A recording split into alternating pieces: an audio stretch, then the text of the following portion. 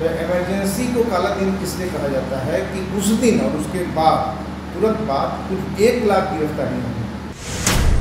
74 movement के जैसा movement आज तक 45 वर्ष के बाद नहीं हुआ है। यहाँ बहुत ज़्यादा इंतजार है और एक बड़ा नेता जो इतना नैतिक हो, जयप्रकाश नारायण को विश्व स्तर पर जाना जाता था। जो अमेरिका का राष्ट्रपति और प्रधानमंत्री को अगर हटा दें पदों पर जो लोग हैं, तो बाकी जितने भी नेता थे सभी नेता दूसरे देशों में जयप्रकाश नारायण को बड़ा भाई मानते थे। मैं जेपी के पटना आने पर इमरजेंसी के बीच में गिरफ्तार हुआ हूँ और उसके बाद भी गिरफ्तार हुआ हूँ और नीतीश शासन में भी गिरफ्तार हुआ। आज के दिन को भारतीय लोकतंत्र के इतिहास में काला दिवस के रूप में याद किया जाता है। आज ही के दिन तत्कालीन देश की प्रधानमंत्री इंदिरा गांधी ने रात में भारतीय रेडियो के द्वारा एक इमरजेंसी की घोषणा पूरे देश में की थी। उसके बाद आंदोलन हुआ पूरे देश में, खास करके बिहार में आंदोलन सबसे ज़्यादा उग्र रहा जेपी के नेतृत्व में। हमारे साथ हैं आज इस पर बात करने के लिए जेपी के आंदोलन से जुड़े हुए और 19 महीनों तक जो है उस समय जेल में रहने वाले अशोक चक्रवर्ती जी हैं। आइए उनसे बात करते हैं।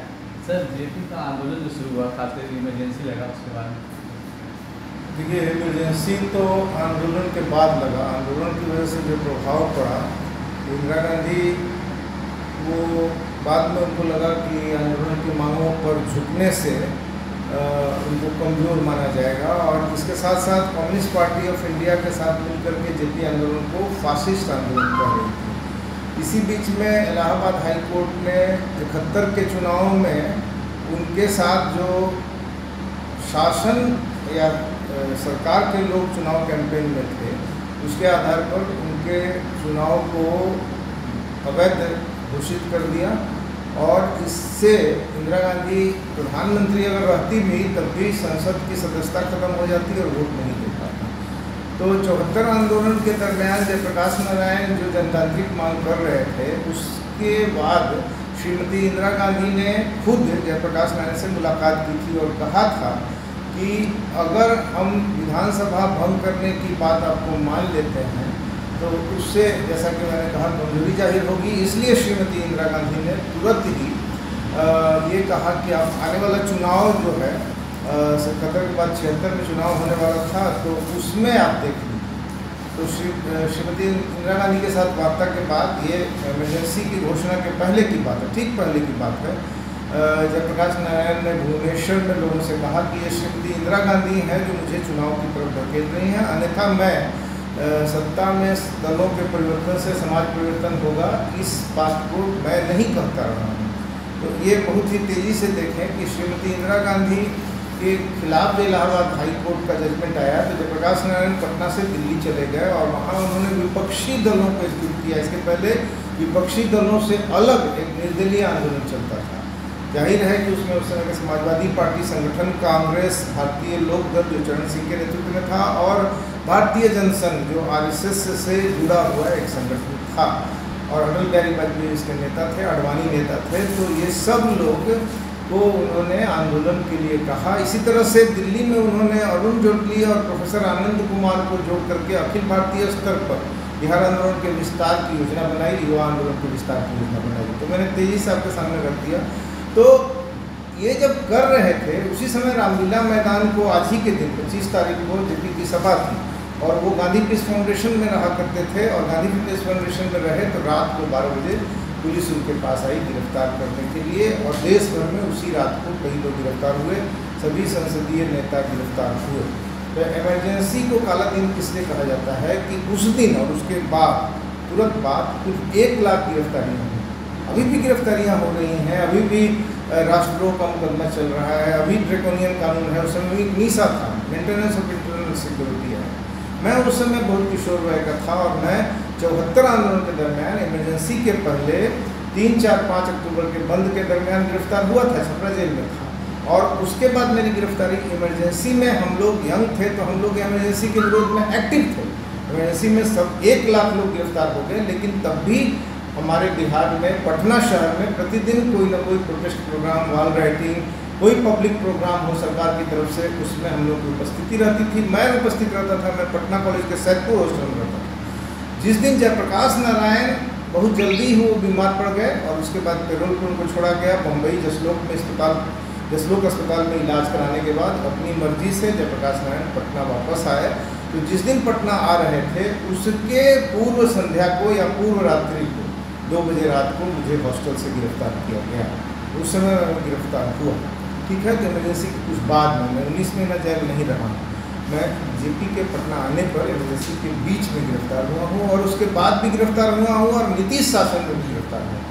तो चुनौतियाँ जो हैं बरकरार हैं। तो मैंने आपसे कहा कि ये 74 आंदोलन था, पॉपुलर आंदोलन था, उसको आज के आंदोलन से आप तुलना नहीं कर सकते हैं। कभी कोई करता है अन्ना, चूँकि उस समय जो लड़े भगत सिंह ने शहादत दी, तो अब मान के लिए शहादत देना नहीं पड़ता है। पिछली पीढ़ी अगली पीढ़ी के लिए कुछ रास्ता बनाती है। जब प्रकाश आंदोलन हुआ उसमें 100 लोग मारे गए, गोलियाँ चलती रहीं, तारीखों का क्या 11, 12 हो या 18 महीनों का क्या, मार्च हो या अप्रैल, कभी ऐसे गीत गाते थे, ठीक है।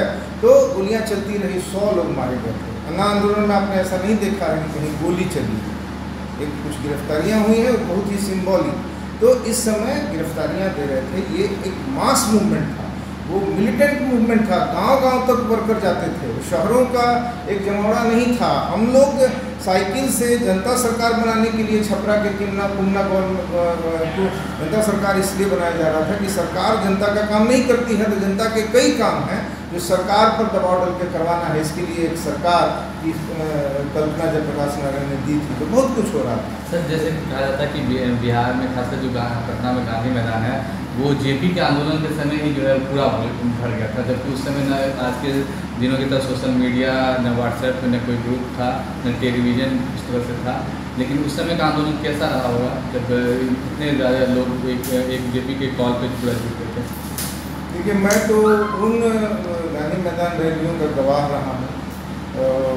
बाकी समय में छपरा में था। 5 जून के रैली में दिन में जो रैली निकली उसमें 10 लाख दस्तखत थे। आज की तरह नहीं है कि 1 करोड़ दस्तखत कह देते हैं और वो कैसे भेजते हैं पता नहीं। ट्रक पर लाद करके 10 लाख दस्तखत राजभवन तक गया था और गांधी मैदान से पैदल लोग 5 जून को गए थे और लौटे थे। पिछले हिस्से पर इंदिरा ब्रिगेड के द्वारा गोली चली थी, लेकिन लोग एजिटेंट नहीं हुए थे, लोग शांत रहे, लौट गए।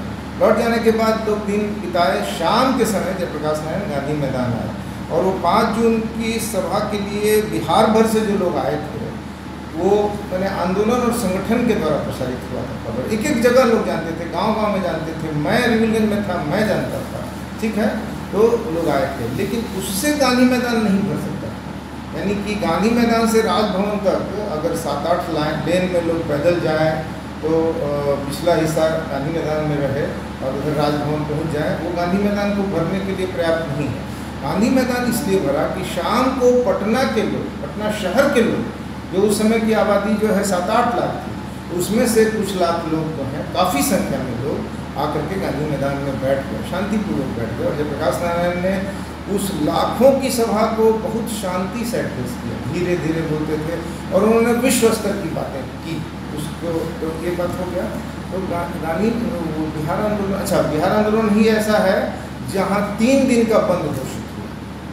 दूसरे दिन पटना सिटी जंक्शन पर ट्रेन चलवाने के लिए, क्योंकि 25,000 लोग पटना सिटी जंक्शन पर ट्रेन रोक रहे थे। पटना जंक्शन पर उतना बड़ा जमावड़ा नहीं था। हम लोग छपरा से रिविलगंज और छपरा से एकमा के रास्ते में रेल पर जाकर के बैठे थे। सब जगह पूरे बिहार में लोग बैठे थे। तो ये बिहार में आंदोलन का वातावरण था। जयप्रकाश नारायण सिर्फ इतनी ही बात थी कि आज़ादी के समय से नेता थे और ईमानदार नेता थे और उन्होंने जनता के मौके पर काम किया था। 67 के अकाल में उन्होंने बड़े पैमाने पर काम किया था और फिर भूदान में उन्होंने लाखों एकड़ जमीन प्राप्त की थी और लोगों को वितरित करवाया था। तो जयप्रकाश नारायण यहाँ लोगों को याद थे और वो एक नैतिक व्यक्ति, एक बड़ा नेता जो उतना नैतिक हो। जयप्रकाश नारायण को विश्व स्तर पर जाना जाता था और विश्व स्तर पर वो दूसरे बड़े विश्व स्तर पर जो अमेरिका का राष्ट्रपति और प्रधानमंत्री को अगर हटा दें पदों पर जो लोग हैं, तो बाकी जितने भी नेता थे, सभी नेता दूसरे देशों में जयप्रकाश नारायण को बड़ा भाई मानते थे। एक बड़े देश के बड़े नेता थे और वो 74 के पहले 42 में युवा हृदय सम्राट थे और फिर 74 में एक नेता जीवन के 2 दौर में युवकों को, बुढ़ापे के दौर में युवकों को आकर्षित कर पाए बड़े पैमाने पर, ऐसे वो नेता थे। तो आपको मैंने 74 आंदोलन का थोड़ा सा एक ग्लिम्पसेस जो है, एक रिफ्लेक्शन आपके सामने ला दिया। वो बड़ा मूवमेंट था, ढेरों प्रोग्राम थे। शराब के पिकेट को बंद कराने की बात हुई, कोटा परमिट राज के खिलाफ आंदोलन हुआ, हर कोटा दुकान पर, हर शराब के भट्ठी पर लोग आंदोलन कर रहे थे पूरे बिहार में। वो ऐसा आंदोलन था और 60% का एरिया है वो था। उसके बाद से जेलों में दलित और पिछड़ी जाति के लोग बड़ी संख्या में गए थे। ऐसा नहीं है दरोगा राय ने कहा था कि वो कुछ उच्च जातियों का मूवमेंट, एकदम गलत। गांव का मूवमेंट नहीं, एकदम गलत। हम तो विपुलगंज से गांव में ही घूमते थे और सब जगह। इमरजेंसी के दिनों में भी जयप्रकाश जब पटना जब आ गए और उसके बाद से अंतिम समय में मैं भी जेल से प्रोविजनल बेल पर छूट गया, तो हम लोगों को भेजा गया गाँव। तो एक गांव से दूसरे गांव लोग जुलूस लगा करके ले जाते थे, जबकि इमरजेंसी थी और पुलिस को मालूम था कि कोई 2 आदमी यहाँ आया हुआ था और खोजने भी आया था। गांव वालों ने नहीं बताया, एकदम पॉपुलर सपोर्ट था। कोई व्यक्ति नहीं था जो गांव में पुलिस की मुखबिरी कर दे और मुझे और अंचल जी जो हम दोनों साथ गए थे गिरफ्तार करवा दे। तो एक बहुत ही, आप उसकी कल्पना नहीं कर सकते ऐसा मूवमेंट था। और मैं ख़त्म करता हूँ बात कि 47 के बाद 27 वर्ष बाद 74 मूवमेंट, और 74 मूवमेंट के जैसा मूवमेंट आज तक 45 वर्ष के बाद नहीं हुआ है। यहाँ बहुत ज़्यादा इंतजार है और बहुत परिस्थिति जटिल है, बहुत खराब स्थिति है। तो ये थे हमारे साथ इमरजेंसी के बाद जिस तरह से जेपी आंदोलन हुआ था, उसमें जो है जेपी के साथ और कई साल महीनों तक जो है जेल में रहने वाले अशोक परदेशी, जिनका कहना था कि जेपी आंदोलन जो हुआ था इमरजेंसी के बाद जो है वो उसमें जो उसके जैसे जो आंदोलन जो है देश भर में जो है आज तक फिर नहीं हो पाया। हमारा शक्ति न्यूज़ आज को